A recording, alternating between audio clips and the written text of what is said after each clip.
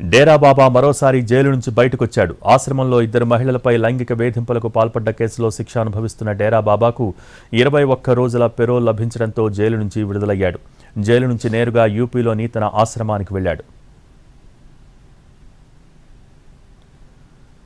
2017లో సిర్సాలోని తన ఆశ్రమంలో ఇద్దరు మహిళా శిష్యులపై అత్యాచారానికి పాల్పడ్డ కేసులో డేరా సచ్చా సౌదా చీఫ్ గుర్మీత్ రామ్ రహీం సింగ్ అలియాస్ డేరా బాబా దోషిగా నిర్ధారించింది కోర్టు. 20 ఏళ్ల శిక్ష పడటంతో హర్యానాలోని సరోహ్తక్ జిల్లాలోని సునారియా జైలుకు వెళ్లాడు.